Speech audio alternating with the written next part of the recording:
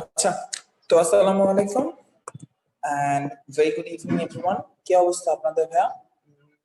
এই জায়গাটা এটা তো আনমিউট, আমার ডিসকানেক্ট অডিও পাওয়া লাগবে। হ্যাঁ, এবার ঠিক আছে। আচ্ছা, তো লাস্ট ক্লাসে ভাই আমরা যে জিনিসটা পড়ছিলাম স্থূল সংকেত বা এম্পিরিক্যাল ফর্মুলা নিয়ে আলোচনা করছিলাম।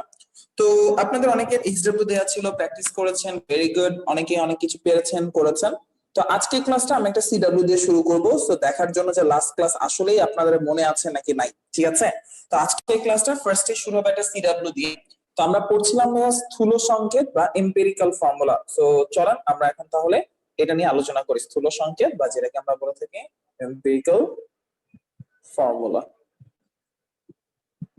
আচ্ছা, তো আমি একটা কোশ্চেন দিচ্ছি, সবাই একটু মনোযোগ দিয়ে খেয়াল করো। খুবই সিম্পল এবং ইজি একটা কোশ্চেন আমি দিচ্ছি। তো এগুলো সবই টাইপ 1 এর মধ্যে, গত ক্লাসে যে টাইপটা পড়ছিলাম সবই টাইপ 1 এর মধ্যে একটা কোশ্চেন।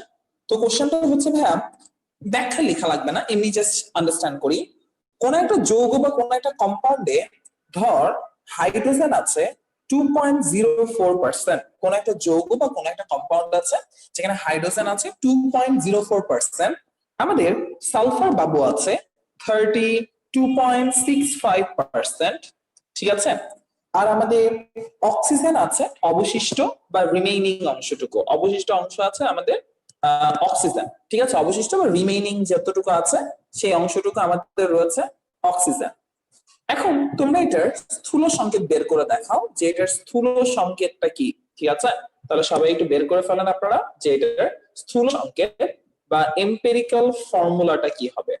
তো চলেন আমরা আজকে ক্লাসটা এখান থেকে শুরু করব। সো সিডব্লিউ করেন, এটা আজকে আপনাদের ফার্স্ট টাস্ক।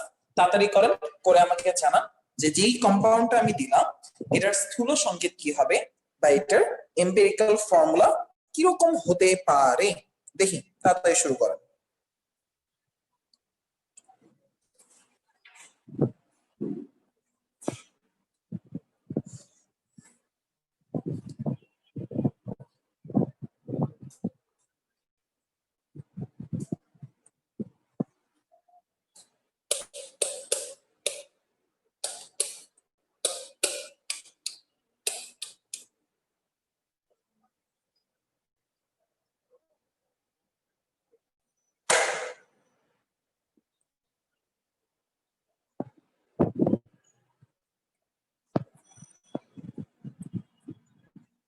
ওকে বাচ্চারা, তাড়াতাড়ি করেন আর করে করে আনসার দেন, এখন প্র্যাকটিসের পালা।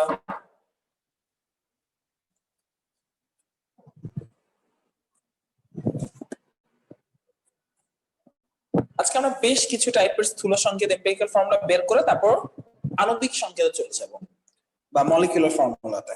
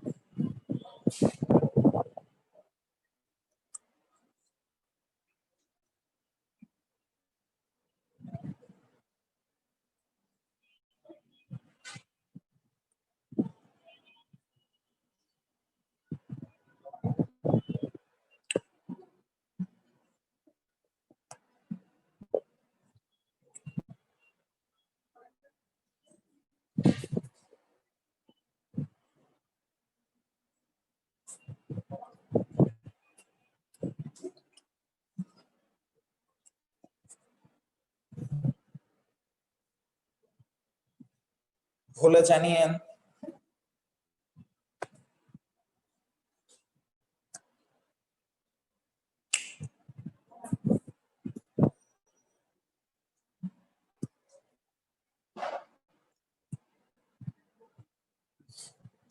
একটা বাবু আনসার দিয়েছে, দুইটা বাবু আনসার দিয়েছে।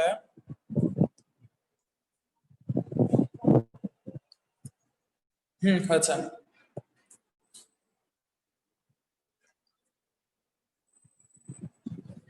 বাকিদের কি অবস্থা?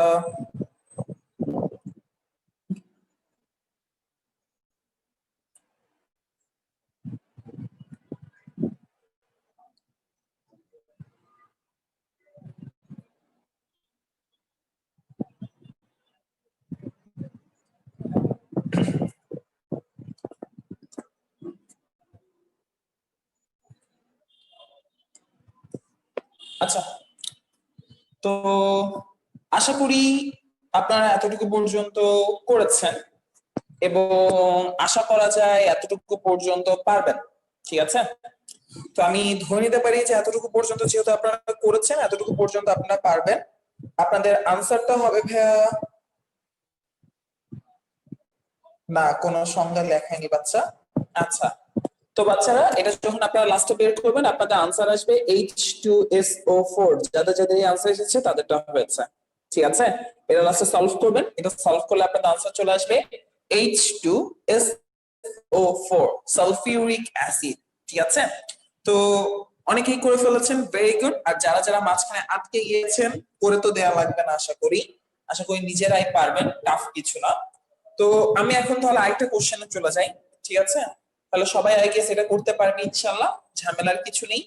তো চলেন আমরা এখন তাহলে টাইপ 2 তে চলে যাই। টাইপ 2 এর কোশ্চেনটা দেখি। আসেন আমরা এখন তাহলে ভাইয়া টাইপ 2 নিয়ে আলোচনা করব। টাইপ 2 আমাদের একটু লেন্দি হবে, বাট জিনিসটা একদমই সেম। আসেন প্র্যাকটিস করতে হবে, যত বেশি প্র্যাকটিস করবেন তত আমাদের লাভ হবে। ঠিক আছে, আচ্ছা তো ধরে নেন ভাইয়া এবার আমার কোশ্চেনটা হচ্ছে এরকম যে কোন একটা যৌগে হাইড্রোজেন আছে ভাইয়া 1.59%, আমার হাইড্রোজেন আছে 1.59%, আমার অক্সিজেন আছে 76.19%, আর আমাদের নাইট্রোজেন আছে 22.22%। নাইট্রোজেন আছে 22.22%। এই হচ্ছে আমাদের একটা কম্পোজিশন দেয়া আছে। এবার বলা হয়েছে স্থূল সংকেত বের করো, বা বলা হয়েছে এম্পিরিক্যাল ফর্মুলা বের করো। ঠিক আছে, এটা হচ্ছে আমাদের একটা কোশ্চেন, যেখানে হাইড্রোজেন, নাইট্রোজেন আর অক্সিজেন দেয়া আছে।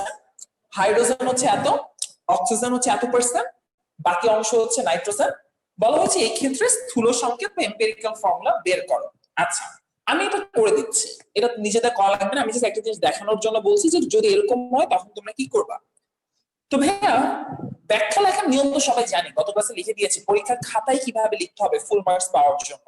সো আমরা যে শর্টকাট এখন করে দিচ্ছি, সবাই যদি একটু খেয়াল করেন। ফার্স্ট স্টেপ কি ছিল, এই যে শতকরা পার্সেন্টেজ গুলো দেয়া আছে, এই পার্সেন্টেজ গুলাকে আমরা নিজ নিজ পারমাণবিক ভর বা অ্যাটমিক মাস দিয়ে ভাগ করব। এটা হচ্ছে স্টেপ 1। তার মানে এটা হচ্ছে 1.59%, এটাকে ভাগ করব 1 দিয়ে, যেটা তার পারমাণবিক ভর বা অ্যাটমিক মাস। তারপর অক্সিজেন আছে 76.19 এত পার্সেন্ট, সেটাকে অক্সিজেনটা দিয়ে ভাগ করব। তাহলে অক্সিজেন পারমাণবিক ভর অ্যাটমিক মাস কত 16, সেটা দিয়ে ভাগ করব। আর নাইট্রোজেন আছে কত পার্সেন্ট 22.22%, সেটাকে নাইট্রোজেনটা দিয়ে ভাগ করব, মানে 14 দিয়ে ভাগ করব। তো আমরা যদি ভাগ করি কত কত পাবো খেয়াল করে দেখ, এটা তো 1.59 পাবো, কোনো সমস্যা নাই। ঠিক আছে, নাইট্রোজেন কত পাবো, নাইট্রোজেন অ্যারাউন্ড 1.58 সামথিং কিছু একটা পাবো, 587 এর মতো কিছু একটা পাবো। ওকে, অক্সিজেনটা যদি আমরা বের করি, অক্সিজেনটা আমরা পাবো 4.76 এর মতো। ওকে, অক্সিজেনটা যদি বের করি, অক্সিজেনটা আমরা পাবো 4.76। ঠিক আছে, আচ্ছা তো এটা গেল আমাদের ফার্স্ট স্টেপ। তাহলে ফার্স্ট স্টেপে আমরা কি করলাম, এদের যে পারমাণবিক ভর বা অ্যাটমিক মাস, সরি এদের যে পারমাণবিক ভর, আমরা এই শতকরা প্রাচুর্য বা শতকরা পার্সেন্টেজ গুলাকে দিয়ে, এই পার্সেন্টেজ গুলাকে নিজ নিজ পারমাণবিক ভর বা অ্যাটমিক মাস দিয়ে ভাগ করলাম। এখন এগুলো তো পূর্ণ সংখ্যা না, ইন্টিজার না, এই কারণে এদের মধ্যে সব থেকে ছোট যে ভাগফলটা আছে, সব থেকে স্মলেস্ট যে রেজাল্টটা আছে, সেটা দিয়ে সবগুলাকে ভাগ করে দিব। এটা হচ্ছে আমার স্টেপ 2। তাহলে স্টেপ 2 তে আমরা কি করব, ক্ষুদ্রতম ভাগফলটা দিয়ে, স্মলেস্ট রেজাল্টটা দিয়ে সবাইকে ভাগ করে দিব। তাহলে দিই, দুটা ভাগ করে দিই। তাহলে হাইড্রোজেন 1.59 ডিভাইডেড বাই 1.587, আর এটা হচ্ছে 4.76 অক্সিজেন ডিভাইডেড বাই 1.587। তো এটা এক্স্যাক্টলি চলে আসবে 1। এটা ভাইয়া এক্স্যাক্টলি 1 হয় না, 1 পয়েন্ট সামথিং সামথিং সামথিং হয়। তা আমি তোমাদের শিখিয়ে দিয়েছিলাম কি, যখন অ্যাপ্রক্সিমেটলি কিছু হচ্ছে, সম্ভাব্য আসন্ন মান চলে আসছে, তখন আমরা এরকম একটা ঢেউ খেলানো সাইন দিব, দিয়ে লিখবো 1, মানে অলমোস্ট টেন্ডস টু 1, অলমোস্ট একের কাছাকাছি, ঢেউ খেলানো সাইন 1। ওকে, আর এইটা আমার চলে আসছে বাচ্চারা কি একটু মনোযোগ দিয়ে খেয়াল কর, যখন তোরা এটা বের করিস তখন এইটার ভ্যালুটা তোদের চলে আসবে ভাইয়া 3, ঠিক আছে? এই যে ভ্যালুটা বের করলে এটার ভ্যালুটা রাফলি চলে আসবে কত 3। তাহলে এখান থেকে তুই বের করবি, তাহলে তুই দেখ পেয়ে গেছিস না ভাইয়া 1:1:3। তার মানে আমার যে যৌগটা আছে সেখানে নাইট্রোজেন, হাইড্রোজেন আর অক্সিজেনের রেশিও কত 1:1:3। এই লাস্টের যে মানটা, এই মানটা আসলে স্থূল সংকেত বা এম্পিরিক্যাল ফর্মুলাতে এদের রেশিও প্রকাশ করে। তাহলে আমাদের আনসার কি হবে, একটা হাইড্রোজেন, একটা নাইট্রোজেন, তিনটা অক্সিজেন, নাইট্রিক অ্যাসিড, কাজ শেষ। ঠিক আছে? তাহলে খুবই সিম্পল একটা ম্যাথ ছিল, ডিফিকাল্ট কোনো কিছুই ছিল না এখানে, খুবই নান্না মুন্না কিউট একটা জিনিস ছিল। তো আশা করি সবাই পারবেন, কোনো সমস্যা হবে না, ইজি ইজি টপিক। আচ্ছা, তো আমি এখন একটা নতুন থিওরি আগে পড়াবো, তারপর কিছু ম্যাথ দিব। সবাই একটু মনোযোগ দিয়ে খেয়াল করেন, আমাদের আগে কিছু থিওরি জানতে হবে, আমরা অনেক থিওরিতে উইক আছি অনেকে, তো কিছু থিওরি আমাদের আগে জানতে হবে। আমাদের আগে জৈব যৌগ চিনতে হবে। আমি চ্যাপ্টার 1 পড়ানোর সময় একবার পড়িয়েছিলাম এটা, আজকে আরেকবার বলে দিব। তো সবাই একটু মনোযোগ দিয়ে খেয়াল করেন, জৈব যৌগ কারা বা অর্গানিক কম্পাউন্ড কারা সেটা আমাকে চিনতে হবে। ঠিক আছে? তো আমি জাস্ট ব্রিফলি বলে দিচ্ছি, মনোযোগ দিয়ে খেয়াল করেন। ফার্স্ট অফ অল, জৈব যৌগ চিনতে হলে আমাদের চিনতে হবে হাইড্রোকার্বন। এটা চ্যাপ্টার 1 আমি একবার পড়িয়েছিলাম, আবার রিক্যাপ করছি, খেয়াল করেন। আমাদের সবার আগে চিনতে হবে ভাইয়া হাইড্রোকার্বন, যে হাইড্রোকার্বন জিনিসটা কি। ভাইয়া হাইড্রোজেন ও কার্বন, শুধুমাত্র হাইড্রোজেন ও শুধুমাত্র কার্বন দিয়ে যত টাইপের কম্পাউন্ড বা যত যৌগ তৈরি হয় তাদেরকে আমরা বলি হাইড্রোকার্বন। লাইনটা খেয়াল করবেন, শুধু হাইড্রোজেন ও কার্বন দিয়ে যত টাইপের যৌগ বা কম্পাউন্ড তৈরি হয় তাদেরকে বলা হয় হাইড্রোকার্বন। যেমন CH4 শুধু কার্বন আর হাইড্রোজেন দিয়ে তৈরি, আর কিছু নাই, তাহলে এটা একটা কি হাইড্রোকার্বন। তারপর C2H6 এটা কি একটা হাইড্রোকার্বন। C6H6 এটা কি একটা হাইড্রোকার্বন। শুধুমাত্র কার্বন আর হাইড্রোজেন দিয়ে যারা তৈরি তারা হচ্ছে আমাদের হাইড্রোকার্বন। আচ্ছা হ্যাঁ, কার্বন আর হাইড্রোজেনের সাথে কখনো কখনো অক্সিজেন অথবা নাইট্রোজেন অথবা সালফার যুক্ত হয়ে, জিনিসটা খেয়াল করবেন, নাইট্রোজেন অথবা মানে এই কম্পাউন্ড গুলোর সাথে কখনো কখনো এই অক্সিজেন অথবা নাইট্রোজেন অথবা সালফার যুক্ত হয়ে নতুন কিছু টাইপের যৌগ তৈরি করে, যেগুলা হাইড্রোকার্বন থেকে তৈরি হয়। হাইড্রোকার্বন প্লাস এরা মিলিত হয়ে নতুন কিছু যৌগ বানায়। এই নতুন যৌগকে বলা হয়ে থাকে হাইড্রোকার্বনের জাতক, মানে কাইন্ড অফ লাইক হাইড্রোকার্বনের বাচ্চা। ঠিক আছে? হাইড্রোকার্বনের সাথে এরা অ্যাড হয়ে নতুন যেগুলো বানায় হাইড্রোকার্বনের বাচ্চা, মানে হাইড্রোকার্বনের জাতক বলা হয় যাদেরকে। ইংলিশে বলা হয়ে থাকে derivatives of hydrocarbon, derivatives of hydrocarbon. তো এদের উদাহরণটা কিরকম খেয়াল করে দেখবেন, যেমন এরকম হতে পারে CH3OH, ঠিক আছে, কিংবা হতে পারে CH3SH, এরকম হতে পারে, ঠিক আছে, কিংবা হতে পারে CH3COOH, এরকম, ঠিক আছে। তার মানে হাইড্রোকার্বন মানে কার্বন আর হাইড্রোজেন তো আছেই, তার সাথে এরকম সালফার, অক্সিজেন অথবা কি আছে আমার নাইট্রোজেন, এরকম যে কোনো কিছু যদি যুক্ত হয় তাদেরকে আমরা বলি হাইড্রোকার্বনের জাতক। দুনিয়াতে যত হাইড্রোকার্বন আছে এবং দুনিয়াতে যত হাইড্রোকার্বনের জাতক আছে, যত হাইড্রোকার্বনের ডেরাইভেটিভস অফ হাইড্রোকার্বন আছে, এদেরকে কম্বাইনলি বলা হয় জৈব যৌগ। ঠিক আছে? এদেরকে কম্বাইনলি বলা হয় জৈব যৌগ বা অর্গানিক কম্পাউন্ড। হ্যাঁ, এই প্যাচাল পাড়ার কাহিনীটা কি? প্যাচাল পাড়ার মেইন রিজনটা হচ্ছে এই জিনিসটা ফিল করা, জৈব যৌগে কার্বন অবশ্যই থাকবে এবং হাইড্রোজেনও থাকবে। তার মানে আমি যদি একটা যৌগ বলে দিই, আমি যদি একটা কম্পাউন্ড বলে দিই যে একটা জৈব যৌগের মধ্যে কার্বন আছে 20% আর অক্সিজেন আছে 30%, সাপোজ আমি একটা জিনিস বলে দিলাম যে একটা জৈব যৌগের মধ্যে বা একটা অর্গানিক কম্পাউন্ডের মধ্যে কার্বন আছে 20%, অক্সিজেন আছে 30%, আর তোমাকে বললাম বাকি কি আছে বের করো। এখন তুমি বাবা আল্লাহ কিসের মধ্যে কি আছে এটা কেমনে বের করবো? ভাই এটা কিন্তু একদম মুখস্থ রাখতে হবে। জৈব যৌগ কথাটা বলে দিয়েছে, অর্গানিক কম্পাউন্ড বলে দিয়েছে, কার্বনের কথা বলেছে, অক্সিজেনের কথা বলেছে। তাহলে জৈব যৌগ হতে গেলে আরেকটা কি আছে যেটা থাকাই লাগবে, সেটা হচ্ছে হাইড্রোজেন। হাইড্রোজেনের কথাটা এখানে উল্লেখ করে নাই, হাইড্রোজেনটা এখানে হিডেন রয়েছে, মানে বাকি অংশ যা আছে সেই জিনিসটা আসলে কি আছে, হাইড্রোজেন আছে। এটা আমাদের বুঝে নিতে হবে, ঠিক আছে? তো ম্যাক্সিমাম কোশ্চেনেই যখন জৈব যৌগ শব্দটা বলা থাকবে, দেখবি কার্বনের পার্সেন্টেজ বলা নাই, কিংবা আমার অক্সিজেনের হাইড্রোজেনের পার্সেন্টেজ বলা নাই, কার্বন অথবা হাইড্রোজেন। তাহলে অবশিষ্ট যে অংশটা থাকবে সেটা আসলে কি হবে, কার্বন অথবা হাইড্রোজেন হবে। তো আমি একটা এক্সাম্পল দিয়ে তোদেরকে বোঝাচ্ছি যে কোশ্চেন গুলো কিভাবে আসতে পারে। তো এই কনসেপ্টটা সবাই মাথায় রাখিস, এমসিকিউ বা যে কোনো থিওরির জন্য এটা ইম্পর্টেন্ট। তো আমরা ভাই সামনের দিকে এগিয়ে যাই এবং আমরা একটা ম্যাথ দেখি, তাহলে আমাদের জন্য ক্লিয়ার হবে। সবাই লাগবে ভাইয়া কোন একটি জৈব যৌগে, কোশ্চেন লাগ আমি আর লিখতেছি না, কোন একটি জৈব যৌগে কার্বন আছে 70.59%, কোন একটি জৈব যৌগে কার্বন হচ্ছে 70.59% এবং অক্সিজেন 23.53%। কোন একটি জৈব যৌগ কার্বন হচ্ছে 70.59%, অক্সিজেন হচ্ছে 23.53%। In an organic compound, carbon is 70.59%, there is carbon 70.59% and oxygen 23.53%.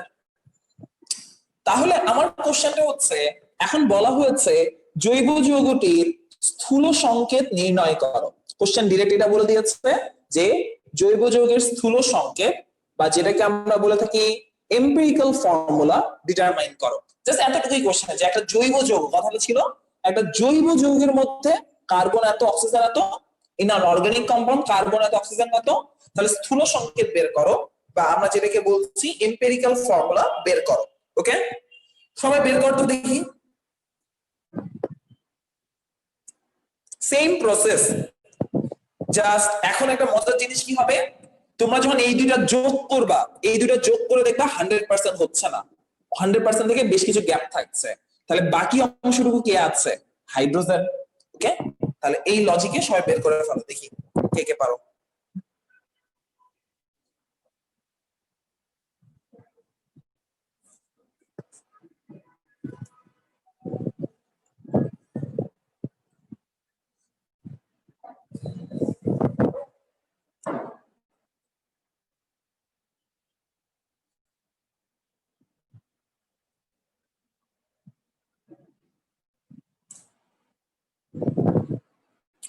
Imran এত পরে আসছস কেন তুই?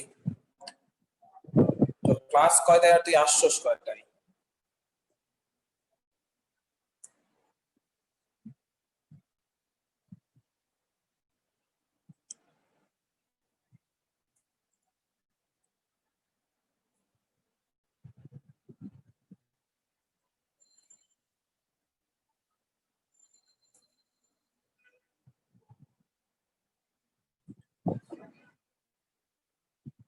আচ্ছা, যে কোনো একটা জৈব যৌগ নাই, স্থূল সংকেত থেকে তোমার যে জৈব যৌগটা আসবে সেটা নিতে হবে ভাইয়া, যে কোনো জৈব যৌগ আমি নিচ্ছি না। নাফিসা, হ্যাঁ মনে হচ্ছে হইছে। আচ্ছা, আর বাকিরা কই, তাড়াতাড়ি ক।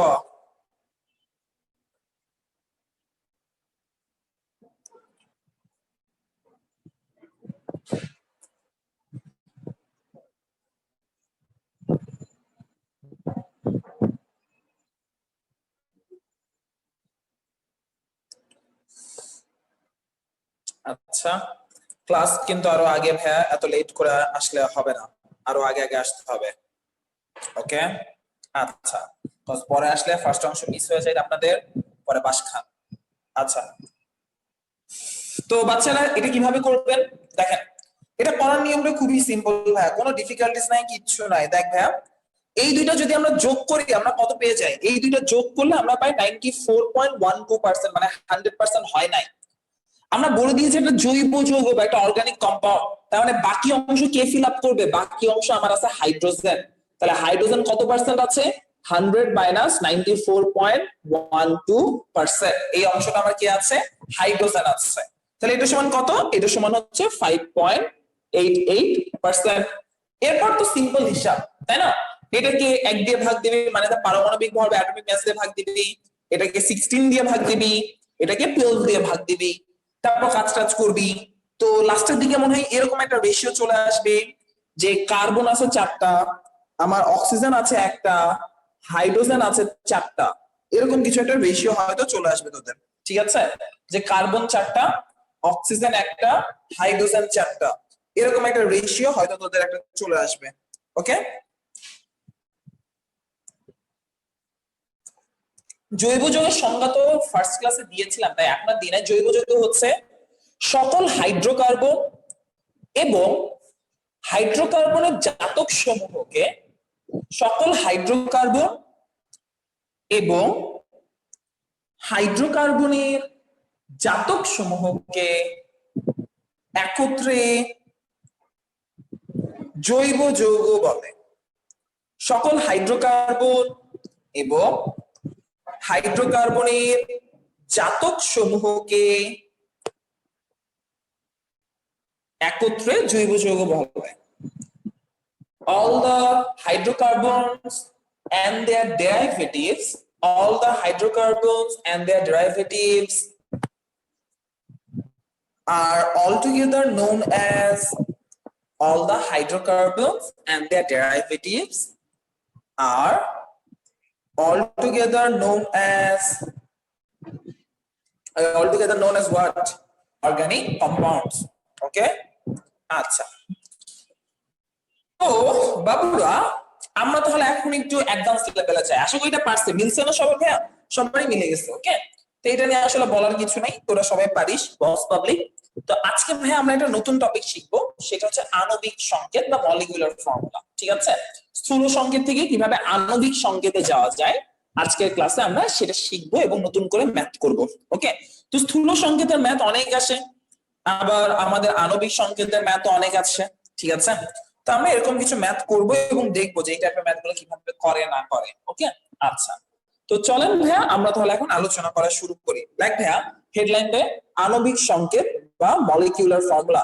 ভাইয়া আমি আপাতত সব বেসিক ম্যাথ করিয়েছি, নেক্সট উইকে আমি তোমাদেরকে বেসিক গুলো শেষ হলে অ্যাডভান্স লেভেলে কিছু ম্যাথ দিব। ঠিক আছে, অ্যাডভান্স লেভেলে কিছু ম্যাথ রয়েছে, ম্যাথগুলো আমাদের একটু প্র্যাকটিস করতে হবে। ভালো ক্রিটিক্যাল বেস ম্যাথ রয়েছে যেগুলো যে কোনো সময় আসতে পারে। আমি আজকের ক্লাসটাতে কোনো অ্যাডভান্স লেভেলে ম্যাথে যাচ্ছি না, সবই সিম্পল ম্যাথে আছে আজকে পর্যন্ত। ঠিক আছে, তো চলেন আমরা আগে দেখি, আগে আমাদের কনসেপ্টটা ক্লিয়ার হোক, তারপর আমরা অ্যাডভান্স লেভেল শিখবো, অসুবিধা নাই। সবাই লাইক ভাইয়া কোন যৌগের অণুতে সংজ্ঞা লাগ, কোন যৌগের অণুতে কোন মৌলের পরমাণুর, কোন যৌগের অণুতে, কোন যৌগের অণুতে কোন মৌলের পরমাণু প্রকৃত সংখ্যা সহ, কোন যৌগের অণুতে কোন মৌলের পরমাণু প্রকৃত সংখ্যা সহ, প্রকৃত সংখ্যা সহ প্রতীকের মাধ্যমে, প্রকৃত সংখ্যা সহ প্রতীকের মাধ্যমে সংক্ষেপে প্রকাশ করার পদ্ধতিকে, প্রকৃত সংখ্যা সহ প্রতীকের মাধ্যমে সংক্ষেপে প্রকাশ করার পদ্ধতিকে আণবিক সংকেত বলে।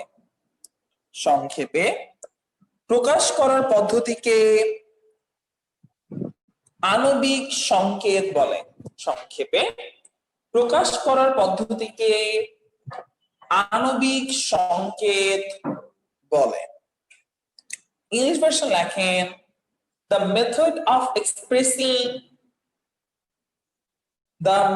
of expressing the exact number of atoms, the method of expressing the exact number of atoms constituting a compound, the exact number of atoms constituting a compound with necessary symbols and numbers, constituting a compound with necessary symbols and numbers is known as molecular formula. Is known as molecular formula. তাহলে কোন যৌগের অণুতে কোন মৌলের পরমাণুর প্রকৃত সংখ্যা সহ প্রতীকের মাধ্যমে সংক্ষেপে প্রকাশ করা পদ্ধতিকে বা সংক্ষেপে প্রকাশ করাকে আণবিক সংকেত বলে। ওকে, আচ্ছা, তো বাচ্চারা আমরা এখন কিছু স্টেপ শিখবো, যে আগের মতো আগেও অনেক বিশাল বিশাল স্টেপ শিখেছিলাম না, তো এখন আমরা বেশ কিছু এরকম বিশাল স্টেপ শিখবো, যেখান থেকে আমরা স্থূল সংকেত থেকে আণবিক সংকেত বের করতে পারি। আমরা তোমাদেরকে একটা কথা বলেছিলাম ভাইয়া, যে স্থূল সংকেতের আসলে সিগনিফিকেন্সটা কি। যে কোনো কিছুর পার্সেন্টেজ দেয়া থেকে, মানে এই যে পার্সেন্টেজ অফ কম্পোজিশন বা মৌলের শতকরা সংযুতি থেকে স্থূল সংকেত বের করার মাধ্যমে আমি একটা আইডিয়া পাই যে ওই যৌগের মধ্যে আসলে কি কি আছে, কোন কোন সাবস্টেন্স আছে, সেটা সম্পর্কে আইডিয়া পাওয়া যায় একটা স্থূল সংকেত থেকে বা একটা এম্পিরিক্যাল ফর্মুলা থেকে। আর অরিজিনালি যৌগটা কিরকম, অরিজিনালি তাদের কয়টা পরমাণু আছে, অরিজিনালি তার মধ্যে কয়টা অ্যাটম আছে, সেটা জানার জন্য আমার দরকার মলিকুলার ফর্মুলা বা আণবিক সংকেত। তার মানে মলিকুলার ফর্মুলার আণবিক সংকেতের মধ্যে একটা রিলেশন আছে। কি রিলেশন? মলিকুলার ফর্মুলার সিম্পলেস্ট রেশিওটাই হচ্ছে স্থূল সংকেত, তাই না ভাই? আমরা তো সেটাই জানি, আণবিক সংকেতের সবথেকে সরল অনুপাতটাই হচ্ছে তার স্থূল সংকেত, তাই না? আচ্ছা, তো আমরা ভাইয়া আজকে এই দুইটার মধ্যে রিলেশন এস্টাবলিশ করে দেখবো যে কারো যদি আমরা স্থূল সংকেত জেনে যাই, তাহলে কিভাবে আমরা আণবিক সংকেত বের করতে পারি বা মলিকুলার ফর্মুলা বের করতে পারি। ওকে, কিছু স্টেপ লিখবো, তারপরে স্টেপগুলোর সিগনিফিকেন্স আমি বুঝিয়ে দিব। সবাই স্টেপগুলো লেখেন এক এক করে। সবাই স্টেপ 1 লেখেন। আণবিক সংকেত নির্ণয়ের জন্য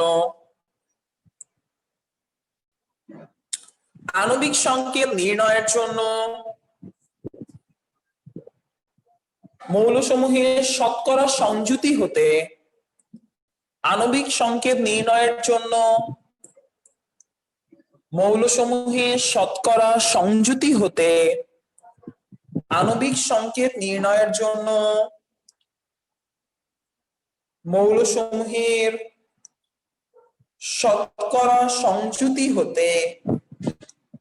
মৌলসমূহের শতকরা সংযুতি হতে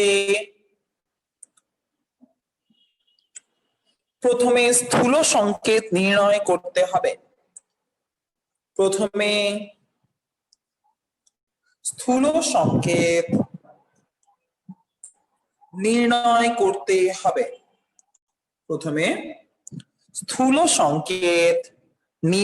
করতে হবে। English version লেখেন, at first we have to determine the empirical formula of the compound. At first we have to determine the empirical formula of the compound.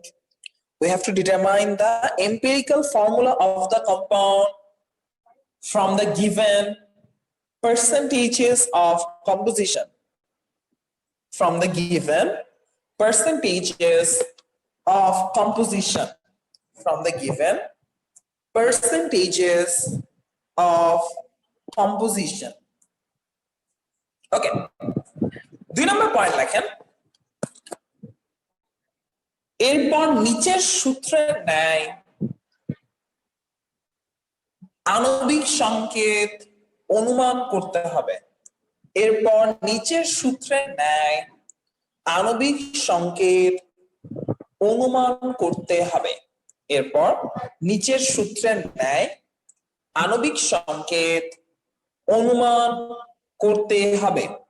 English version লেখেন, then we have to assume the molecular formula from the given formula. We have to assume the molecular formula from the given formula. আচ্ছা, তো বাচ্চা একটা formula লেখেন। সাধারণত আমরা একটা কথা বুঝেছিলাম, সবাই একটু মনোযোগ দিয়ে খেয়াল করে দেখি আমরা। লেখেন আণবিক সংকেত ইজ ইকুয়াল টু স্থূল সংকেত, স্থূল সংকেত হোল n। ঠিক আছে, মানে স্থূল সংকেতকে আমরা যদি n টাইমস বাড়াই, অনুপাতটা যদি n গুণ বাড়াই, কোন এক সময় গিয়ে সেটা কি হয়ে যাবে, আণবিক সংকেতের ইকুয়াল হয়ে যাবে, মানে সেটা আণবিক সংকেতকে প্রকাশ করবে। কি রকম আমি একটু আপনাদেরকে বলি, দেখেন আমরা জানি ভাইয়া বেনজিন হচ্ছে C6H6, আর এটার স্থূল সংকেত বা এম্পিরিক্যাল ফর্মুলা হচ্ছে CH। তো আমরা যদি অনুপাতের মানটা, এখানে কি আছে, অনুপাতের মানটা আছে 1:1, রেশিও আছে 1:1, তাহলে অনুপাতটাকে যদি আমরা n টাইমস বাড়াতে থাকি, দেখেন ভাইয়া প্রথম n টাইমস বাড়ানো মানে n এর ভ্যালু যদি আমি 1 গুণ বাড়াই, তাহলে সেটা C1H1 এ থাকে, কোনো লাভ হয় না। এটা যদি 2 গুণ বাড়ায়, তাহলে সেটা হয়ে যাবে C2H2, এই পর্যন্ত পৌঁছায় না, অন্য কিছুতে হয়। এভাবে বাড়াতে বাড়াতে বাড়াতে যখন আপনি n এর ভ্যালু 6 পেয়ে যাবেন, তখন n এর ভ্যালু যখন 6, তখন রেশিওটা আবার কি হিসেবে ইন্ডিকেট করবে, 6:6। আর এই 6:6 আসলে আমরা কি বলতো ভাইয়া, আণবিক সংকেত বা মলিকিউলার ফর্মুলা। তার মানে আমার যে স্থূল সংকেত থাকে, যে এম্পিরিক্যাল ফর্মুলাটা থাকে, তাকে একটা সময় একটা সার্টেন n দ্বারা বা একটা সার্টেন নাম্বার দ্বারা মাল্টিপ্লাই করলে আমরা আবার আগের অবস্থায় ফেরত চলে আসি। এখান থেকে স্থূল সংকেত কি করা হয়, 6 দিয়ে ভাগ করে দেয়া হয়, তাহলে CH চলে আসছে। সিমিলারলি ভাইস ভার্সা, এমন কোন একটা সংখ্যা আছে, এমন কোন একটা নাম্বার আছে, যে নাম্বারটা দিয়ে যদি স্থূল সংকেতের রেশিওকে মাল্টিপ্লাই করে দেয়া হয়, গুণ করে দেয়া হয়, আমি আবার আমার আগের আণবিক সংকেত ফেরত পেয়ে যাব। আর এই জন্য আমরা সেই n এর মানটা এক্স্যাক্টলি কত হবে জানি না, কিন্তু আমরা ধরে নিব যে n টাইমস যদি রেশিওটা বাড়ানো যায়, তাহলে সেটা হয়ে যাবে আমার তার আণবিক সংকেত বা মলিকিউলার ফর্মুলা। ঠিক আছে, তাই লিখে ফেলেন, এটা is equal two molecular formula is equal two empirical formula Times n। ঠিক আছে, তো আমাদের মেইন কনসার্ন বা টার্গেট থাকবে এই n এর ভ্যালু কত হবে সেটা বের করা। ওকে, n এর মানটা যদি আমরা জেনে যাই ভাইরা, n এর মান যদি আমরা জেনে যাই, আমাদের খেলা শেষ, আমাদের আনসার মিলে যাবে। তো আমাদের মেইন কনসার্ন হচ্ছে n টা কত বের করব। চলো পরের স্টেপগুলো লিখি, পরের স্টেপে আমরা n এর ভ্যালু বের করার জন্য যুদ্ধ করব। চলো পরের স্টেপে লেখেন ভাইয়া স্থূল সংকেতের ভর, সবাই লেখেন ভাইয়া পরের স্টেপ 3 নাম্বার স্টেপ, স্থূল সংকেতের ভর ও যৌগের আণবিক সংকেত, স্থূল সংকেতের ভর ও যৌগের আণবিক সংকেতের ভর, স্থূল সংকেতের ভর ও যৌগের আণবিক সংকেতের ভর, ব্র্যাকেটে লেখেন আণবিক ভর। তাহলে লাইনটা এরকম, স্থূল সংকেতের ভর ও যৌগের আণবিক সংকেতের ভর, ব্র্যাকেটে আণবিক ভর এর তুলনা করে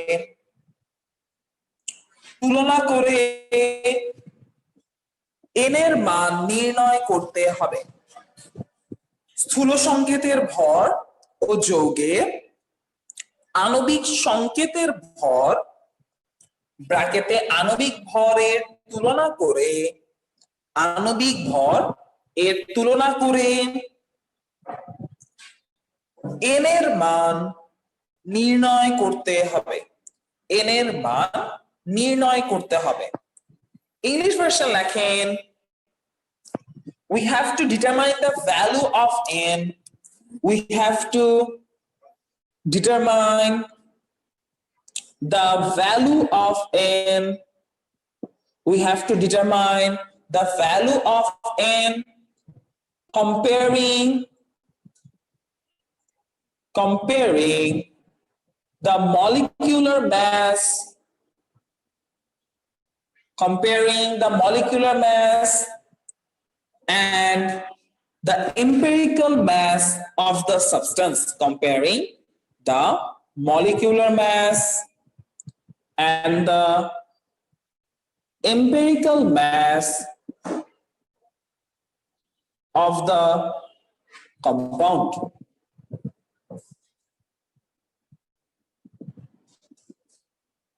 আচ্ছা সবাই ফর্মুলাটা লেখেন এর পরে। এই পয়েন্টের মধ্যে এই ফর্মুলা থাকবে যে n ইজ ইকুয়াল টু আণবিক ভর বা মলিকুলার মাস ডিভাইডেড বাই স্থূল সংকেতের ভর mass of empirical formula।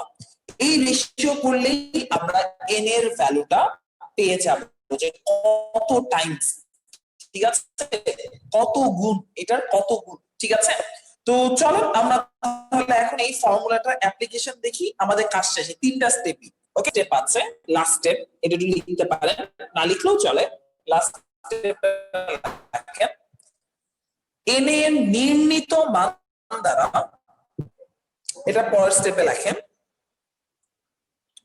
n এর নির্ণীত মান দ্বারা স্থূল সংকেতের পরমাণু সমূহকে গুণ করলে n এর নির্ণীত মান দ্বারা স্থূল সংকেতের পরমাণু সমূহকে গুণ করলে আণবিক সংকেত পাওয়া যাবে। আণবিক সংকেত পাওয়া যাবে। n এর নির্ণীত মান দ্বারা স্থূল সংকেতের পরমাণু সমূহকে গুণ করে আণবিক সংকেত পাওয়া যাবে। ইংলিশ ভার্সন লেখেন, if we multiply the atoms in the empirical formula, if we multiply the atoms in the empirical formula, if we multiply the atoms of empirical formula with the value of n, with the value of n, then we will get the desired molecular formula. Then we will get the desired molecular formula. আচ্ছা, তো ডানে নিলে কি হবে, ডানে নিলে কি লাভ হবে? আচ্ছা, বাংলা রচনা আর লেখাবো না, এটাই হচ্ছে লাস্ট বার, ঠিক আছে, আর রচনা লেখাচ্ছি না। আচ্ছা, আমরা এখন ম্যাথে চলে যাব। আমরা এখন প্র্যাকটিক্যাল লাইফে অ্যাপ্লিকেশন দেখবো। যে চারটা পয়েন্ট আমি বললাম, সবাই একটু মনোযোগ দিয়ে খেয়াল কর। এই চারটা পয়েন্টের অ্যাপ্লিকেশন আমি এখন এক এক করে বলবো, সবাই লেখেন ভাই। টাইপ 1। আচ্ছা বাচ্চারা, অলওয়েজ মনে রাখবেন স্থূল সংকেতের ম্যাথ বোঝার নিয়ম কি আর আণবিক সংকেতের ম্যাথ বোঝার টেকনিক কি। আণবিক সংকেতের ম্যাথ হলে অবশ্যই আপনার সেখানে আরেকটা এক্সট্রা ডাটা দেয়া থাকবে যে টোটাল জিনিসের আণবিক ভর কত, ঠিক আছে, টোটাল জিনিসটা মলিকুলার মাস কত, এরকম একটা ডাটা কোশ্চেনে দেয়া থাকবে। আণবিক ভর যদি আপনি না জানেন টোটাল জিনিসটার আণবিক ভর কত বা মলিকুলার মাস কত, আপনার পক্ষে কাঙ্ক্ষিত মলিকুলার ফর্মুলা বা আণবিক সংকেত বের করা কখনোই সম্ভব না। তাই অলওয়েজ মনে রাখবেন, পার্সেন্টেজ দেয়া থাকা ছাড়াও আণবিক সংকেত বের করতে বললে অবশ্যই আপনাকে বলে দিবে কি, অবশ্যই আপনাকে বলে দিবে তার আণবিক ভর কত, মলিকুলার মাস কত। চলেন আমরা একটা এক্সাম্পল দেখি। আসেন, যেমন আমি আপনাদেরকে একটা এক্সাম্পল দিচ্ছি, কোশ্চেন নাম্বার 1। তো কোশ্চেন নাম্বার 1 এ আসলে কি দেয়া যায়, কি দিলে ভালো হয় দেখি, কোনটা দেয়া যায়, কোনটা দেয়া যায়। তো ধর ভাইয়া, কোন একটা যৌগ আছে যেখানে কার্বন ধরে নেয় আছে হচ্ছে কত পার্সেন্ট দিব, 26.7%। ধরে নেয় কার্বন আছে 26.7%, হাইড্রোজেন আছে কত পার্সেন্ট দিব, হাইড্রোজেন আছে না, অক্সিজেন আছে 2.24%, অক্সিজেন আছে 2.24%। এবং এটা একটা জৈব যৌগ, এবং এটা একটা জৈব যৌগ বা এটা একটা অর্গানিক কম্পাউন্ড, এটা একটা অর্গানিক কম্পাউন্ড যার আণবিক ভর বা মলিকিউলার মাস, যার আণবিক ভর বা মলিকুলার মাস হচ্ছে 90, যার আণবিক ভর বা মলিকুলার মাস হচ্ছে 90। তোমাদেরকে আমি বললাম এটা আণবিক সংকেত বের করো বা এটার মলিকুলার ফর্মুলা বের করো। এটা আণবিক সংকেত কি হবে বের করো বা এটা মলিকুলার ফর্মুলা কি হবে বের করো। এটা হচ্ছে আমাদের ফার্স্ট কোশ্চেন, যে কোন একটা জৈব যৌগে কার্বন আছে 26.7%, অক্সিজেন আছে 2.24%, এবং বলা হচ্ছে সেটা একটা জৈব যৌগ বা অর্গানিক কম্পাউন্ড। বলা হয়েছে এখানে আণবিক ভর কত সেটা বের করো, ঠিক আছে। এখানে আমার আণবিক ভর হচ্ছে 90। ও আচ্ছা ভাইয়া, অক্সিজেন 2.27% না, অক্সিজেন হচ্ছে 71.06%, ঠিক আছে। 2 পয়েন্ট এটা পার্সেন্ট দিলে মিলবে না, আচ্ছা 71.06% অক্সিজেন। ওকে 71.06% আছে অক্সিজেন। আর বলা হয়েছে এটা একটা জৈব যৌগ যার আণবিক ভর হচ্ছে 90। তোমাদেরকে বলা হয়েছে এটা আণবিক সংকেত কত বের করো, বা এটা মলিকুলার ফর্মুলা কত সেটা আমরা বের করবো এখন। ঠিক আছে, তো চলেন আমরা এখন তাহলে এটা বের করা শুরু করি এবং আমরা ম্যাথটা করি। ওকে আমি করে দিচ্ছি, অসুবিধা নেই ভাইয়া। ফার্স্ট স্টেপটা তোমরা করো, স্থূল সংকেত পর্যন্ত তোমরা করো, বাকি স্টেপটা আমি করছি। ঠিক আছে, তোমরা সবাই ভাইয়া স্থূল সংকেত পার্টটা নিজেরা করো, আমি বাকি পার্টটা করে দিচ্ছি। সবাই আমাকে স্থূল সংকেতটা বের করে বলো তো কত আসবে, তাড়াতাড়ি বলো তো করে ফেলে যে ভাইয়া এটা এম্পিরিক্যাল ফর্মুলা হচ্ছে এত, বা এটা স্থূল সংকেতটা হচ্ছে এত, ওইটা আমাকে বলো, বাকিটা আমি করে দিচ্ছি।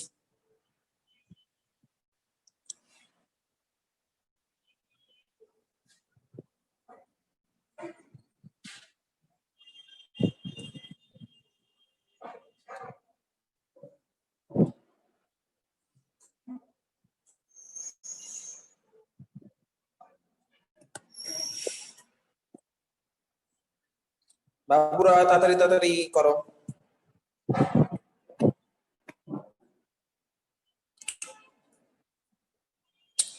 আজকে আসলে কোনো টাফ ম্যাথ হচ্ছে না, সব ইজি ইজি ম্যাথ, এটা টাফ ম্যাথ করতে হবে, তাড়াতাড়ি তাড়াতাড়ি করো।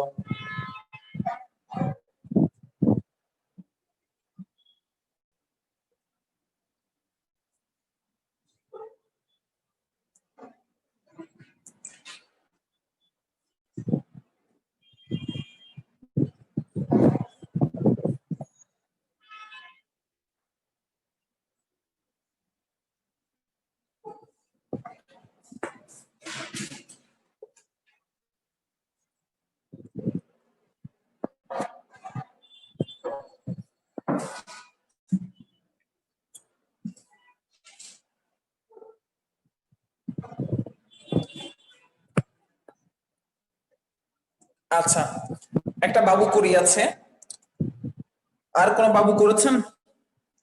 একটা বাবু অলরেডি করে ফেলেছে, তার আনসার এসেছে এইচ, কি দিছিস তুই আনসার?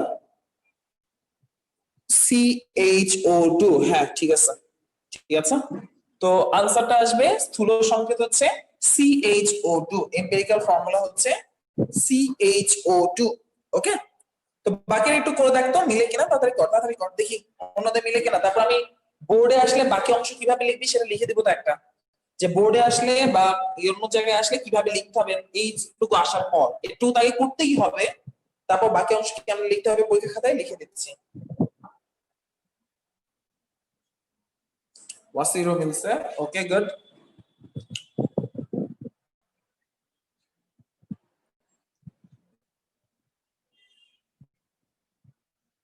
আচ্ছা বাবুরা, তো চলো আমরা তাহলে আমার সামনের দিকে যাই। এখন আমরা সবাই একটু খেয়াল করি ভাই, এই পর্যন্ত আনসারটা সবারই মিলবে, অসুবিধা নেই। এরপর লেখেন ভাইয়া ধরি, লেট, সবাই লেখেন ভাইয়া ধরি যৌগটির আণবিক সংকেত CHO2 হোল N। ধরি যৌগটির আণবিক সংকেত এটা, let the molecular formula of the compound এটা। ঠিক আছে, তাহলে সবাই এইভাবে লেখেন ধরি যৌগটির আণবিক সংকেত হচ্ছে এটা, let the molecular formula of the compound is এটা। ওকে, এই জিনিসটা হোল N, N টাইমস এটা। ওকে, N এর ভ্যালুটা আমরা জানি না, N এর ভ্যালুটা আমরা বের করব। ওকে, এখন দেখেন ভাইয়া আমাদের কি দেয়া আছে, আমাদের দেয়া আছে যৌগটার আণবিক ভর হচ্ছে 90। বাচ্চারা একটা জিনিস খেয়াল কর, যৌগটার আণবিক ভর দেয়া আছে আমাদের কাছে কত, 90। ওকে, আর আমরা এই N এর ভ্যালুটা খুঁজছি। বাবু একটু জিনিসটা খেয়াল করে দেখে, এইভাবে মনোযোগ দে, আমি একটা এক্সাম্পল দিই, এক্সাম্পলটা তোর জন্য বোঝাইতে হবে। বেনজিনের কথাটা চিন্তা কর, বেনজিনের আণবিক ভর বা মলিকুলার মাস যদি তোরা বের করিস ভাইয়া, এটা কত আসবে, 12, 6 12 কত চলে আসে আমাদের এখানে, টোটাল জিনিসটা 78 আসবে। ঠিক আছে, আচ্ছা তো বাচ্চারা একটু মনোযোগ দিয়ে খেয়াল করো, বেনজিনেরটা হচ্ছে 78 আণবিক ভর বা মলিকুলার মাস, কিন্তু তার যে স্থূল সংকেত বা তার যে এম্পিরিক্যাল ফর্মুলা সেটা হচ্ছে CH। এইটার ভর কত চিন্তা করে দেখতো, CH এর ভর কত, 13, অনলি 13, কার্বন 12, হাইড্রোজেন হচ্ছে 1। আমরা কি ধরে নিচ্ছি যে এটাকে আমরা যখন n টাইমস দিয়ে মাল্টিপ্লাই করব, n এর ভ্যালুটা আমি জানি না, n টাইমস এ যখন আমরা মাল্টিপ্লাই করব এক সময় গিয়ে বাড়তে বাড়তে বাড়তে এটা এক্স্যাক্টলি কিসের মতো হয়ে যাবে, বেনজিনের মতো। মানে এই ভরটা, এই ম্যাসটা তখন এক্স্যাক্টলি মিলে যাবে কার সাথে বলতো ভাইয়া, বেনজিনের ম্যাসের সাথে। তো এর সাথে আমরা এটার n টাইমস নিচ্ছি, মানে কি এটা n টাইমস কিছু একটা দিয়ে ভর বাড়ছে। হ্যাঁ, এটা যদি 1 হয়, 1 মানে কি এই জিনিসটা একটা আছে, এটা 2 মানে কি এই জিনিসটা ডাবল আছে, তাহলে ভর তখন কি 2 টাইমস হয়ে যাবে। এটা 3 মানে কি এই জিনিসটা তিনটা আছে, তাহলে এই জিনিসটা ভর তখন 13 ইনটু কত হবে, 3। তাহলে এটা যদি n টাইমস আমরা ধরি, তাহলে ভর বা মাস কত হয়ে যাবে, 13 ইনটু n। মানে 13 কে n দিয়ে মাল্টিপ্লাই করব এবং n এর মানটা কত হলে এই জিনিসটার আনসার আমার হয়ে যাবে কত, 78। জিনিসটা আমরা এইভাবে কাউন্ট করছি যে 13 কে আমরা 1 2 3 4 5 6 7 এইগুলো দিয়ে মাল্টিপ্লাই করতে করতে কোন নাম্বারটা দিয়ে মাল্টিপ্লাই করলে এই নাম্বারটা ইনক্রিজ হয়ে এক্স্যাক্টলি হয়ে যাবে 78, যেটা বেনজিনের আণবিক ভর বা মলিকুলার ম্যাসের ইকুয়াল।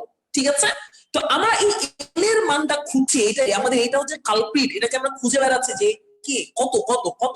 ঠিক আছে, তার মানে আমাদের এখানে রিলেশনটা কিরকম দাঁড়াচ্ছে ম্যাথমেটিক্যালি, এইভাবে লেখেন ভাই, অ্যাকর্ডিং টু দা কোশ্চেন, প্রশ্ন মতে, অ্যাকর্ডিং টু দা কোশ্চেন, প্রশ্ন মতে। খেয়াল কর ভাইয়া, ভাইজান খেয়াল করে দেখ, এই জিনিসটার ভর কত, এই জিনিসটার ভর কত, এই যে CH_O2 এটা ভর কত বলতো, কার্বনের হচ্ছে ভাইয়া 12, হাইড্রোজেনের 13, O2 16 দুগুণে 32, তাহলে টোটাল হচ্ছে 45। আর এটা n টাইমস, তাহলে আমি ধরে নিচ্ছি এই টোটাল জিনিসটা n টাইমস যদি রিপিট করাই বা n টাইমস যদি করি, তাহলে সেই ভরটা কখন আমার এই আণবিক ভরের ইকুয়াল হবে সেই পর্যন্ত আমার টার্গেট। মানে n এর মানটা কত হলে এই জিনিসটা টোটাল বেড়ে আমার হয়ে যাবে কত ইকুয়াল, 90 ইকুয়াল। তার মানে 45 ইনটু n আমার 90 কখন হবে, এটাই আমার টার্গেট। যখন 90 হয়ে যাবে সেটাই আমার আণবিক সংকেত বা মলিকুলার ফর্মুলা। এখান থেকে আমরা n এর ভ্যালু যদি বের করি, n এর ভ্যালু কি 90 ডিভাইডেড বাই ভাইয়া 45। আমি একটা ফর্মুলা লিখে দিয়েছিলাম না, চিকন ফর্মুলা, যে n সমান যৌগের আণবিক ভর মলিকুলার মাস ডিভাইডেড বাই স্থূল সংকেতের ভর আমার মাস অফ এম্পিরিক্যাল ফর্মুলা। দেখ জিনিসটা কিন্তু এইভাবে আছে, এটা কি যৌগের আণবিক ভর মলিকুলার মাস, নিচের 45 কি এই যে স্থূল সংকেতের ভর মাস অফ এম্পিরিক্যাল ফর্মুলা। তো আমি ডিরেক্ট এই ফর্মুলা না করে একটু ঘুরিয়ে এইভাবে লিখলাম, স্টাইল করে লিখলাম, টিচার এইভাবে লিখলে খুশি হয়। ডিরেক্ট এই লাইনে চলে গেলে টিচার খুশি হয় না, টিচার ভাবে এই যে চোরামি করছে। ঠিক আছে, তো আমরা এইভাবে লিখবো, এইটা into n is equal two 90, এর পরের লাইনে n ইজ ইকুয়াল টু আমরা পেয়ে গেলাম এটা। তাহলে n এর ভ্যালু কত পেয়ে যাচ্ছে বাবুরা বলতো, n এর ভ্যালু আমরা পেয়ে গেলাম 2। ওকে, তার মানে n এর ভ্যালু যদি 2 হয়, টোটাল জিনিসটার অনুপাত যদি দ্বিগুণ হয়ে যায়, সেটাই হচ্ছে আমার কাঙ্ক্ষিত যৌগ বা মেইন কম্পাউন্ড। ওকে, n এর ভ্যালু 2 পেয়ে গিয়েছি না, লাস্ট লাইনে লিখবো সুতরাং আণবিক সংকেত, সুতরাং আণবিক সংকেত মলিকুলার ফর্মুলা ইকুয়াল টু, আণবিক সংকেত molecular formula is equal to CHO2 whole 2, যেটাকে সংক্ষেপে লিখলে এরকম হয় C2H2O4, C2H2O4। ঠিক আছে, C2H2O4 জিনিসটা আসলে একটা সুন্দর জিনিস ভাইয়া। এই জিনিসটার পুরো জিনিসটা হচ্ছে যে হুক্কু বলা হয় এটাকে, যেটা আরেক নাম হচ্ছে অক্সালিক অ্যাসিড। বাট এটা তো তোর পরীক্ষার খাতে লেখা লাগবে না, একটুকু লিখলে তোর আনসার পেয়ে যাবে, একটুকু লিখলে আনসার শেষ। বাট জানার জন্য বলে দিলাম এই জিনিসটা কি, এই জিনিসটা হচ্ছে যে এই জিনিসটা যার আরেক নাম হচ্ছে ভাইয়া অক্সালিক অ্যাসিড। ঠিক আছে, অক্সালিক অ্যাসিড, এই যে এই জিনিসটা হুক্কু বলা হয়, HOOCCOOH। হ্যাঁ রাকেন বল। আচ্ছা ভাই, আমরা এই আণবিক সংকেত বের করার আগে স্থূল সংকেতটা বের করেছিলাম, তো ওইখানে অনেক জায়গায় যদি আমি ফ্র্যাকশন পেয়েছি, ওইখানে আমি একটা পূর্ণ সংখ্যা এনেছি। এখন যদি এমন একটা সংখ্যা আসে যে আমি ফ্র্যাকশন রে আমি একটা পূর্ণ সংখ্যা এনেছি, কিন্তু ওইটা আমি হিসাব করে লাস্টে দেখলাম যে আণবিক সংকেতের সাথে মিলছে না, তখন এরকম কখনো হবে না ভাইয়া যে আণবিক সংকেতের সাথে মিলছে না, এমন হবে যে স্থূল সংকেত আণবিক সংকেত একই। ঠিক আছে, কারণ স্থূল সংকেত অলওয়েজই আণবিক সংকেতের একটা সরলীকৃত অনুপাত। সো অনুপাত কখনো ভায়োলেট হবে না, ভায়োলেট হলে তোমার কোনো না কোনো জায়গায় ডাটা মিসিং আছে, নাহলে তোমার আনসার বের করা ভুল গেছে, ঠিক আছে? কখনো এমন হবে না যে এটা মিলছে না, বুঝতে পেরেছিস ভাইয়া? আচ্ছা ভাইয়া, কখনো আমি এখানে ভগ্ন একবার একটা পেয়েছিলাম এখানে যে আমার ফ্র্যাকশন আসছিল যে 2.23, তো ওই সময় আমি কি 2 নিব না? আর 2.23 আসলে ঝামেলা ভাইয়া। হাইয়েস্ট তোমার যদি 2.0 সামথিং আসে তুমি সেটাকে 2 নিতে পারো, বাট 2.23 কে 2 বানানোটা কিন্তু ঠিক না, ঠিক আছে? 2.23 মানে এই জিনিসটা যদি 2.23 এন এর ভ্যালু 2.23 যদি আসে, তার মানে তোমার ম্যাথে কোথাও না কোথাও ঘাপলা হয়েছে ভাইয়া, ঠিক আছে? কোনো না কোনো জায়গায় ডাটা আইদার যে কোশ্চেন দিয়েছে সে ডাটা মিস্টেক করেছে, আর না হলে কোনো না কোনো জায়গায় ঘাপলা আছে, এত বড় নেগেশন করা যায় না ভাইয়া, ঠিক আছে? তাহলে ভাইয়া যদি এরকম প্রশ্ন আসে তখন? এরকম কোশ্চেন কখনো, মেইন কথাটা হচ্ছে ভাই যে এই জায়গাটায় 2 পয়েন্ট ফ্র্যাকশন বড় কিছু, এরকম কোন কোশ্চেন অথেন্টিক্যালি কারেক্ট না, কোশ্চেনটা কারেক্ট না, ঠিক আছে? কজ অলওয়েজ স্থূলর সঙ্গে তোমার পারফেক্টলি সুন্দরভাবে মিলে যাবে এই কেসটাতে, ওকে? আগের গুলোতে ফ্র্যাকশন আসতে পারে, কিন্তু এই এনটা কখনো ভাই এরকম ফ্র্যাকশন আসবে না, 2.2 2.3 এরকম আসবে না। তোমার এখানে 1.9 আসতে পারে, বা 2.1 বা 2.09 আসতে পারে, ঠিক আছে? সেটা এক্স্যাক্টলি অ্যাপ্রক্সিমেটলি 2 তুমি ধরতে পারো, বা 2.23 অনেক বড় একটা মান ভাইয়া, সেটাকে আমি চাইলে 2 ধরতে পারি না, ওকে ভাইয়া? হয়তো যে কোশ্চেনটা তুমি সলভ করেছো কোন জায়গায় একটু ডাটার গরমিল আছে, কোন জায়গায় একটা ডাটা হয়তো একটু মিস্টেকেনলি ভুল করে ফেলা হয়েছে, এই জন্য এরকম অ্যাবসার্ড ভ্যালু এসেছে ভাইয়া, ওকে? আচ্ছা ভাইয়া, আমি যে ম্যাথটা সলভ করেছিলাম ওটা হলো স্কুলে দিয়েছিল পরীক্ষায়, তো ওইখানে এমন ভাবে দিয়েছিল যে আমি আচ্ছা, যে ফ্র্যাকশন না রাখি তাহলে পুরো অঙ্কই অন্যরকম হয়ে গেছে। তুই আমাকে কোশ্চেনটা দিস, আমি একটু চেক করে দেখবো যে আসলে কোন জায়গায় ঝামেলা আচ্ছা হয়েছে, ভাই, ওকে? আচ্ছা আচ্ছা। এরকম একটা কোশ্চেন মণিপুর একবার করছিল। মণিপুরের একটা কোশ্চেন এরকম ছিল যে অক্সিজেন নিয়ে এন্ড সো অন নিয়ে, ঠিক আছে?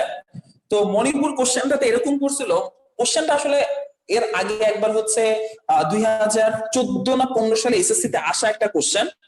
অক্সিজেনের পার্সেন্টেজ হওয়ার কথা ছিল 80.6, সেটা কোশ্চেনে লিখে রাখছে 8.06। তো বাচ্চারা তো কিছুতেই আর ম্যাথ মিলাইতে পারে না, ঠিক আছে? যে আল্লাহ কি হবে কি হবে, অঙ্ক তো মিলতেছে না।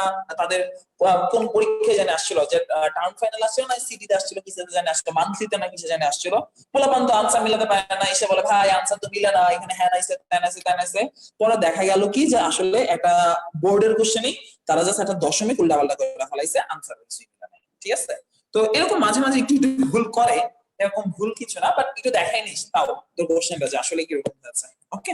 আচ্ছা, তো বাচ্চারা এটা ছিল আমাদের আণবিক সংকেত, বা এটা ছিল আমাদের মলিকুলার ফর্মুলা বের করা একটা নিনজা টেকনিক বা একটা ওয়ে। ভাইয়া মলিকুলার ফর্মুলার আরেক টাইপের ম্যাথ আছে। সবসময় যে তোমার এই আণবিক ভর দেয়া থাকবে এমন কোনো কথা নেই ভাইয়া, আমি আবার বলি, সবসময় যে আণবিক ভর দেয়া থাকবে এমন কোনো কথা নেই। কখনো কখনো আণবিক ভর না থেকে একটা স্পেশাল জিনিস দেয়া থাকে, যেটাকে আমরা বলে থাকি ভাইয়া বাষ্প ঘনত্ব বা ভেপার ডেনসিটি। আমি আবার বলি ভাইয়া, আণবিক ভর না দিয়ে কখনো কখনো কোশ্চেনে দেখবেন বাষ্প ঘনত্ব নামে একটা শব্দ বলা আছে, ভেপার ডেনসিটি নামে একটা শব্দ বলা আছে। এখন বাষ্প ঘনত্ব জিনিসটা কি, বা হোয়াট ইজ ভেপার ডেনসিটি, আমাদের এই জিনিসটা জানতে হবে, আর এরকম একটা ম্যাথও আমাদের সলভ করতে হবে। তো ভাইয়া বাষ্প ঘনত্ব কি, সবাই হেডলাইন দেন, বাষ্প ঘনত্ব বা ভেপার ডেনসিটি, ঠিক আছে? সবাই লেখেন ভাইয়া বাষ্প ঘনত্ব বা ভেপার ডেনসিটি। আচ্ছা, তো সবাই লেখেন ভাইয়া হাইড্রোজেনের আণবিক ভরের সাপেক্ষে, সবাই লেখেন হাইড্রোজেনের আণবিক ভরের সাপেক্ষে, হাইড্রোজেনের আণবিক ভরের সাপেক্ষে। হ্যাঁ রাখেন, কিছু বলবি ভাইয়া? আচ্ছা ভাই, স্থূল সংকেতে কি আমি কোনোদিন ফ্র্যাকশন রাখতে পারবো না, তাই না? না, ফ্র্যাকশন আনতে পারবেন না, ওকে? ফ্র্যাকশন মানে জিনিসটা এমন হইলো না মানে যে দশমিকে রাখলাম আর কি। একটা কার্বন আরেকটা আরেকটা কার্বনের অর্ধেক, এখন কোন যৌগের মধ্যে তো কার্বন অর্ধেক থাকতে পারে, ঠিক আছে? তো এই জন্য ফ্র্যাকশন আসতে পারে ওই জায়গাটাতে, ওকে?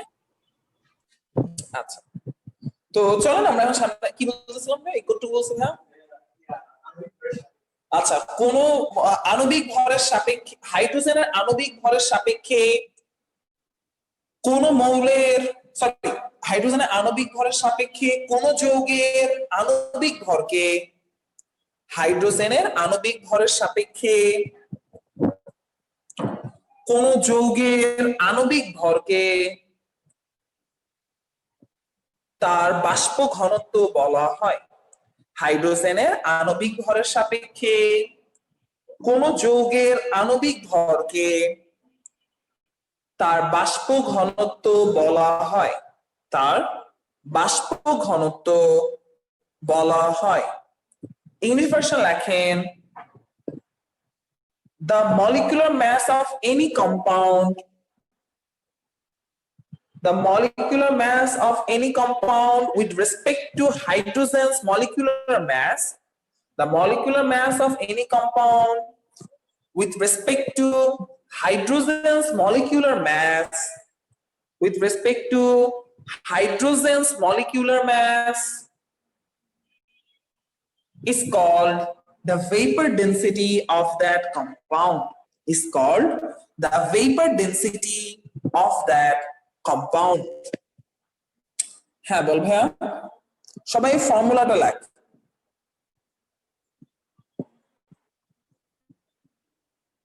সবাই লেখেন ভাইয়া, বাষ্প ঘনত্ব বা ভেপার ডেনসিটি মানে হচ্ছে কোন একটা যৌগের বা কোন একটা কম্পাউন্ডের আণবিক ভর ডিভাইডেড বাই হাইড্রোজেনের আণবিক ভর। হাইড্রোজেনের আণবিক ভরের সাপেক্ষে রেসপেক্টে কারো আণবিক ভর যত বা কারো মলিকুলার ম্যাস যত, সেটাকে বলা হয়ে থাকে তার আমাদের ভেপার ডেনসিটি। তো হাইড্রোজেনের আণবিক ভর কত? হাইড্রোজেনের মলিকুলার ম্যাস কত? অলওয়েজ 2 না ভাইয়া? হাইড্রোজেন কি H2, তার আণবিক ভর বলছি, পারমাণবিক না, আণবিক বলেছি, মলিকুলার বলেছি। তাহলে হাইড্রোজেনের পারমাণবিক ভর, আণবিক ভর কত? মলিকুলার ম্যাস কত? 2। তার মানে ফর্মুলাটা হচ্ছে এরকম, বাষ্প ঘনত্ব ইজ ইকুয়াল টু আণবিক ভর ডিভাইডেড বাই 2। আমাদের মলিকুলার ম্যাস ডিভাইডেড বাই 2, এটাই হচ্ছে আমাদের ভেপার ডেনসিটি। এই কারণে কোন কোন কোশ্চেনে আণবিক ভর না দিয়ে দেখবেন বাষ্প ঘনত্ব দেয়া আছে, আর এই বাষ্প ঘনত্ব দিয়ে আপনাদেরকে ম্যাথ সলভ করতে বলা হয়েছে। তো আমরা একটা এরকম একটা কোশ্চেন দেখি, আমাদের জন্য বেটার হবে। ঠিক আছে, আমরা একটা কোশ্চেন দেখি, কোশ্চেনটা আমাদের জন্য ইজি হবে। সবাই লেখেন ভাইয়া, কোন একটি যৌগে লেখেন, কোন একটি যৌগে কার্বন আছে 40.65%, কোন একটি যৌগে কার্বন আছে 40.65%, কোন একটি যৌগে কার্বন আছে 40.65%, হাইড্রোজেন আছে 8.55%, হাইড্রোজেন আছে 8.55%, এবং নাইট্রোজেন আছে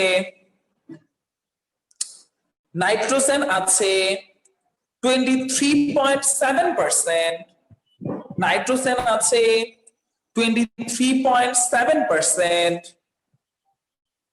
এবং বাকিটুকু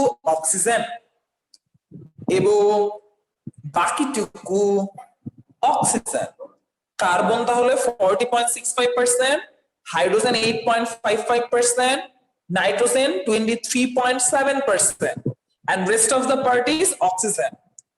পরের লাইনে, যদি যৌগটির বাষ্প ঘনত্ব, যদি যৌগটির বাষ্প ঘনত্ব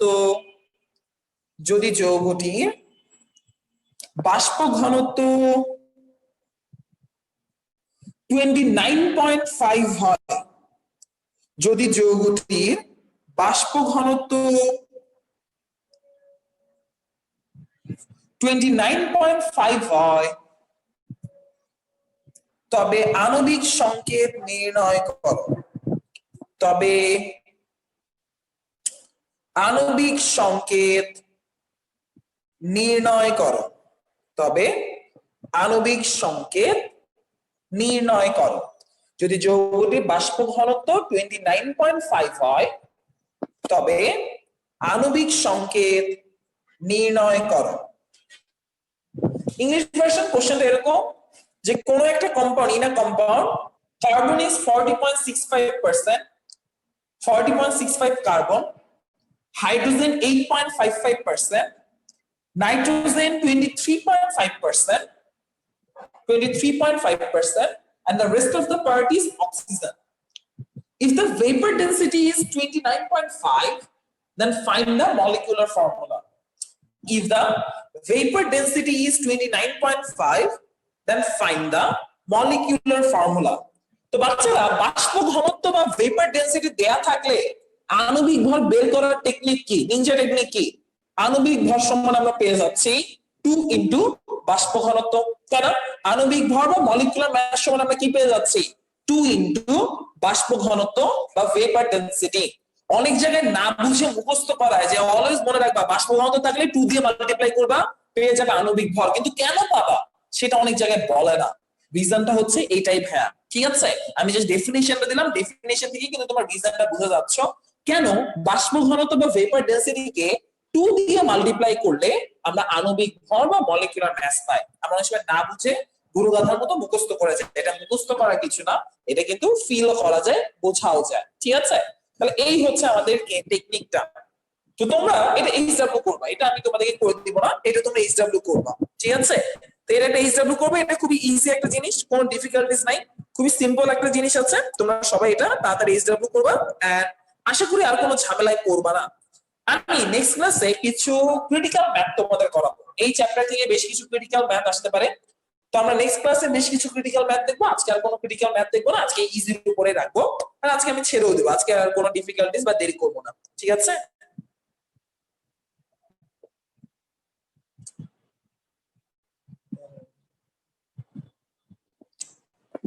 হ্যাঁ, পয়েন্টে আসতেই পারে, পয়েন্টে আসলে এরপর কি করতে হবে, এই জন্য তো আমি এটা এইচডব্লিউ দিছি। দেখি তোরা আসলে কি করস না করস, ঠিক আছে?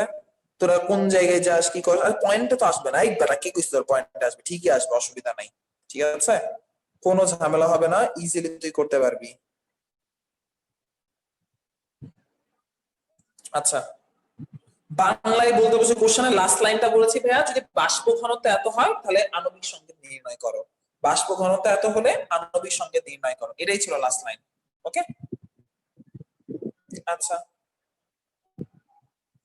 ভাইয়া 2 দিয়ে ডিভাইড, রিজনটা হচ্ছে আমি কি বললাম, হাইড্রোজেনের আণবিক ভরের সাপেক্ষে, হাইড্রোজেনের আণবিক ভরের সাপেক্ষে হাইড্রোজেনের মলিকুলার ম্যাসের রেসপেক্টে কোনো কিছুর যে আণবিক ভর বা মলিকুলার ম্যাস তাকেই বলা হয় তার বাষ্প ঘনত্ব বা তার ভেপার ডেনসিটি। হাইড্রোজেনের সাপেক্ষে যত, যার সাপেক্ষে সে অলওয়েজ ভাগে থাকে, নিচে থাকে, ঠিক আছে? যার সাপেক্ষে যত, ঠিক আছে?